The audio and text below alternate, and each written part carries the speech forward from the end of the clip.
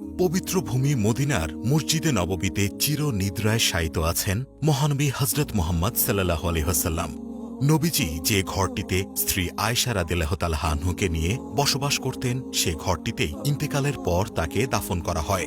রাসূল সাল্লাল্লাহু আলাইহি ওয়াসাল্লামের রওজার পাশে ইসলামের প্রথম খলিফা হজরত আবু বকর রাদিয়াল্লাহু তাআলা আনহু ও ইসলামের দ্বিতীয় খলিফা হজরত ওমর রাদিয়াল্লাহু তাআলা আনহু এর কবর। পাশে আরও একটি কবরের জায়গা খালি, যেখানে হজরত ঈসা আলাইহিসসালামের কবর হবে।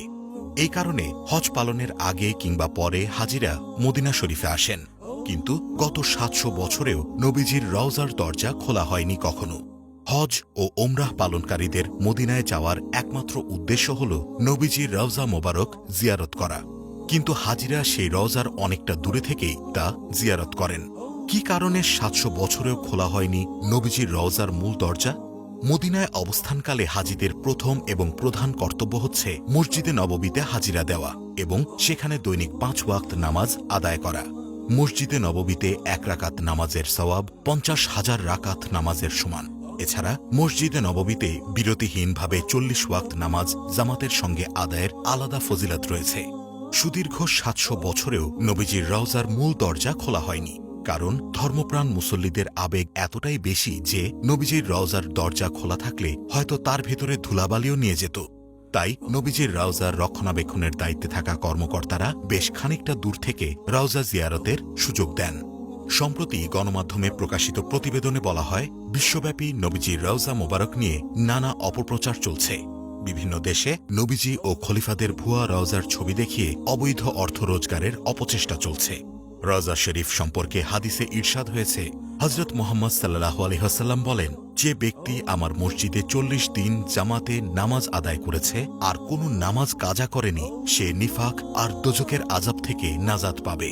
রাসূল সাল্লাল্লাহু আলাইহি ওয়াসাল্লামের রওজা শরীফ জিয়ারতের ফজিলত প্রসঙ্গে বলা হয়েছে, যে ব্যক্তি রাসূলুল্লাহ সাল্লাল্লাহু আলাইহি ওয়াসাল্লামের উফাত এর পর তার রওজা মোবারক জিয়ারত করল, সে যেন রাসূল সাল্লাল্লাহু আলাইহি ওয়াসাল্লামের জীবদ্দশায় তাকে দর্শন করল। মসজিদে নববীতে প্রবেশের অনেকগুলো দরজা রয়েছে। এর মধ্যে পশ্চিম পাশে রাসূলের রওজা জিয়ারতের জন্য যে দরজা দিয়ে প্রবেশ করতে হয়, ওই দরজাকে বাবুস সালাম বলা হয়। বাবুস সালাম দিয়ে প্রবেশ করে রাসূলের রওজা সালাম শেষে বাবুল বাকি দিয়ে বের হতে হয়।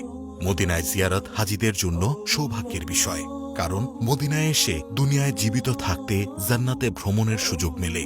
কারণ নবী করিম সাল্লাল্লাহু আলাইহি ওয়াসাল্লামের রওজা শরীফ এবং এর থেকে পশ্চিম দিকে রাসূল সাল্লাল্লাহু আলাইহি ওয়াসাল্লামের মিম্বর পর্যন্ত স্বল্প পরিসরের স্থানটুকু রিয়াজুল জান্নাত বা বেহেশতের বাগিচা বলে পরিচিত। এটি দুনিয়াতে একমাত্র জান্নাতের অংশ।